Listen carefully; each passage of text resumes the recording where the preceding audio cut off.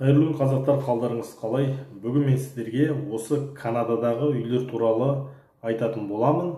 Яғни өзім тұратын осы үйге шолу жасаймын және біздегі Қазақстандық үйлерден айырмашылығы қандай, ерекшелігі қандай, кемшілігі қандай, осы туралы қысқаша айтатын боламын. Мен қазір Канаданың Торонто қаласындағы Миссага деген районда тұрамын. Сонымен кеттік. Айтпақшы, бүгін Канадада демалыс. Бұл күн Виктория Дей деп аталады. Яғни маусым айының соңғы аптасының дүйсенбі күні осы мереке аталып өтеді екен. Виктория деген кім десек, ол 19 ғасырдың соңында, 20 ғасырдың басында өмір сүрген Англияның ханшайымы екен. Оның осы Канаданың дамуына қосқан үлесі өте көп екен мыс. Соның құрметіне канадалықтар бүгін демалады. 24 дана сыра ішеді екен. 500 граммдық сыралардан 300 граммдық сыралардан 24 бөлткөсін ішеді. Барбекю жасайды, яғни шашлығын жейді, кәуаптарын. Солай тойлатады екен. Оны мен алдында интернеттен қарап зерттеген болатынмын. Сонымен бүгін қарасам, көршілер расымен бөтелке сыраларды ішіп жатыр екен. Бәрі мас болып қапты көбі. Бекерде амандассаң сәлем алатын. Бүгін тойып алған сыраға. Үндемейді. Көздері кіртиіп үндеп жатыр. Жарайды. Сонымен көп созбайық. Мен үйдің сыртынан бастап түсіремін. Қазір сіздерге шолу жасаймын. Артқы ауланы түсіремін. Басқа да үйдің бөлмелеріне шолу жасайтын боламын. Сонымен кеттік. Сонымен ағайындар, біз міне үйге шолуды бастамас бұрын көшеден бастасақ деп шештік. Міне Канаданың көшелері, үйлері осылай болады. Бұл енді бір жақсы район. Бәрі көбі бір қабатты үйлер. Бұл үйлер 50-60 жыл бұрын салынса да бір заманауи болып көрініп тұр. Енді қарасаңыздар, міне әр үйдің алдында жеке асфальты бар, жасыл желегі бар, газоны. Сосын міне қарасаңыздар, әрбір суағар бар мынандай жерде міне. Осыдан 2 күн бұрын қатты дауыл болып, үлкен нөсер жаңбыр жауды. Мына асфальт деген судан көрінбей қалды. Өзен болып ақты, бірақ бір 10-15 минуттың ішінде мынандай тесіктерге қойылып жоқ болып кетті. Мына бордюрларды қарасаңыздар, міне мынау бірге суағар ағып кететін болып жасалған. Енді үйге келейік. Мен тұратын үйде міне әрбір 2 минут сайын төбеден ұшақ ұшады. Сонымен бастайық. Әр үйдің ауласы арт жағында болады. Алдыңғы осындай ашық болады. Кейбіреулерінде осындай асфальт, кейбіреулерінде мынандай ағаш болады. Мынау атақты мейпл деген ағаш Канаданың символы ретінде қарастырылады. Бұл ағаштың жапырағы Канаданың туында белгіленген. Енді бұл ағаштың түрлері көп. Мысалы, мынау мысалы қызыл түрі. Бұл өте жақсы ағаш екен. Бір әдемі ағаш, иісі де бір хош иіс шығып тұрады. Сонымен кеттік. Мынау менің Америкада деп Канадада тұратын үйім.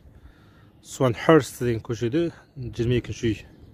Әр үйді қарасаңыздар, міне өзінің алдында жеке асфальты бар, тұрағы, сосын жасыл газоны бар. Сосын көп үйлерде міне гаражы бірге осылай жабысып тұрады. Бұл енді жалдамалы үй болғандықтан жақсылап қорғалған. Алдыңғы жағын қарасаңыз, міне 1-2 камера тұр. Жалпы үйді 8 камера қоршап тұр. Міне үйдің алды осындай. Қазір енді сыртын көрсетейік. Осылай жүремізді арт жақта немен артқы аулаға кіреміз. Міне мынандай қақпа болады, есік. Соны былай тарс еткізіп ашамыз да кіре қоямыз. Қарасаңыздар, міне қоқыс жәшіктері тұр. Қоқыс жәшіктері 3 түрлі болады. Әр жәшіктің өз қызметі бар. Біреуі жаңағы органикалық заттар, біреуі қайта өңделетін пластик, анау солар саласыздар. Мынау міне гаражға кіретін есік. Арт жақтан кіретін есік. Төбеде 8 камера тұр. сол мына жерде менің кроссовкам тұр деген сияқты. Міне артқы жақ аула осындай кәдімгі бақша сияқты. Анау инструмент қоятын үй. Мына жерде міне ағаш, жасыл желек. Сосын мына жақта міне орындық тұр, демалуға болады. Қарасаңыздар, міне үйлер әдемі жасалған, суағарымен бәрі. Мына жерде шланг тұр, ол сыртты суаруға. Басқандай ерекшелігі бар. Бұл үйді қарасаңыздар, міне бір қабатты үй сияқты болып көрінеді, бірақ бұл астында жертөлесі бар үй. Міне астында жертөлесі бар. Оларда да бөлме бар. Бұлай айтқанда кәдімгі 2 қабатты үй десек болады. Және айтқанымдай, міне ұшақ ұшып жатыр. Әрбір 2 минут сайын ұшақ ұшады төбеден. Өйткені мына жерде халықаралық әуежай бар. Үйдің арт жағына келсек осы.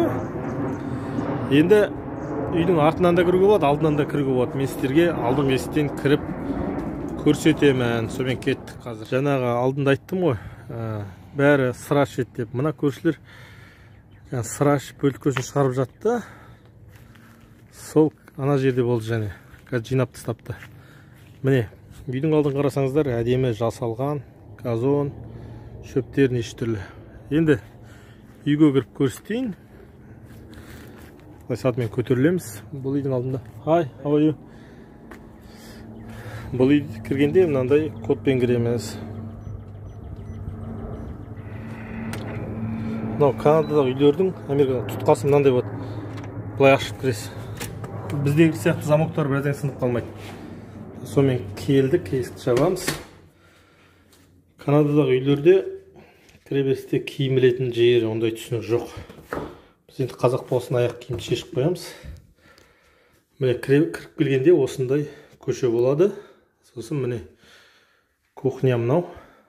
Бәрі жалғасып тұрады. Кухнямыз осындай, міне. Мына жерде кішкене тамақтанатын орын, үстел. Сосын тек қана канадалықтарға, америкалықтарға тиесілі үлкен тоңазытқыш. Бұл тоңазытқыштың ерекшелігі мына жерде міне мұз шығарады, ұсақ мұз, сосын су. Ішін ашсақ міне үлкен орын көп, бір керемет тоңазытқыш енді. Бұл ескі тоңазытқыш. Жаңаларда осы функцияны атқарады. Міне. Енді міне ас үйге келсек, сол қарапайым ескі ас үй. Біз 90 жылдар бас тартқан плиткалар істеп тұр. Сосын тек Канада мен Америкаға тиесілі үлкен бір қысқа толқынды пеш. Ана жерде нанды күйдіріп қатыратын пеш, тоже тостер. Сосын міне суағар, жаңағы ыдыс жуатын жер. Ана жерде не таза судың фильтрі тұр. Артық ештемесі жоқ. Кухня осындай. Асты міне плита. Бұл үйлер негізі 60 жыл бұрын салынған үйлер. Біздікінен айырмашылық сол, төбесі аласа, где-то 2,5 метр ғана. Бірақ енді әдемі. Мынау зал. Бірақ енді бұл жабық тұр, қазір біреу жалдап тұрғандықтан. Енді кеттік. Келесі мынау астыңғы қабат. Айырмашылық жоқ, тоже бөлмелер бар. Оны көрсетпей қояйын. Сосын былай кіріп келсек, мына жерде әжетханасы бар. Яғни жуынатын бөлме. Артық осы ештемесі жоқ. Міне қол жуатын жері.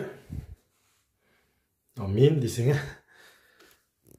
Сосын дәретханасы бар. Сосын міне душ. Артық ештемесі жоқ. Америкалық, канадалық душтардың біздікінен айырмашылығы, мына суағарын қолмен алып төбеңе құйып жуып алмайсың. Бір жерде тұрады, осыдан ағат болды. Арқа-марқаны жуғанда қиын болады. Міне. Осыдан ағат болды. Басқа еш айырмашылығы жоқ. Сосын міне төбесін қарасаңыз, мынау жаңағы ауа сорғыш, вентилятор ғой. Сосын қарап тұрсаңыздар, міне бұлар керекті жерге ғана нені жапсырады, плитаны жапсырады. Басқа жерлері міне жай ғана краска, ештеме жоқ. Тіпті міне галтел де жоқ, ештеме жоқ. Сосын міне мынаны қоссаңыз вентилятор істейді. Міне сол, басқа еш айырмашылық жоқ. Міне мынау енді менің бөлмем. Қазір кодын басып кірейік. Ашылды. Ішке кірейік. Мынау менің бөлмем. Кіре беріс, ешқандай ештеме жоқ. Мынау queen size деп аталады, мына төсек. Кең, жайлы, жұмсақ, өте әдемі. Ана жерде бір үстел тұр, лампы. Америкалықтар, канадалықтар осындай лампыны пайдаланады көбінде.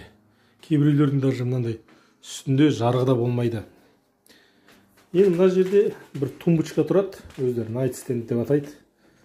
Любой американстың үйінде бар. Үстел. Сосын міне қарасаңыздар, біздегі сияқты киім шкаф болмайды бұларда. Бұларда мынандай гардеробный болады. Соның ішінде тұрады барлық киімдер. Қазір міне қорсқы болып отыр менің заттарым. Жалпы түсінікті деп ойлаймын. Қарасаңыздар, ешқандай евро мебель, анау-мынау евро ремонт деген әңгіме жоқ. Қабырғаны алғанда сырлай салған. Кәдімгі крас сырлай салады, болды. Галтел, мантел ештеме жоқ. Мынау еден баяда бізде 60-70 жылдар еден сияқты сықырлап тұр. Міне, осы енді Канададағы үй деген. Біздегі сияқты ремонтқа бас ауыртып анау-мынау нетпейді. Бірақ енді қараңыздар, өрт-мөрт шықса сигнал беретін не бар? Wi-Fi бар, үйдің ішінде камералар тұр. Солай. Артаусы ештемесі жоқ. Осы үйді енді мен айына 1200 канадалық долларға жалдап тұрмын. Қазірден бастап енді 900 долларға түсіріп жатыр. Келісіп, арзандатып. Жақсы адам болсаң, хозяинге ұнасаң, онда арзан береді екен мыс. Міне, Канададағы үй деген осы. Артаусы ештемесі жоқ, өмірге қажет нәрселер бар. Төсегің, киім қоятын жерің,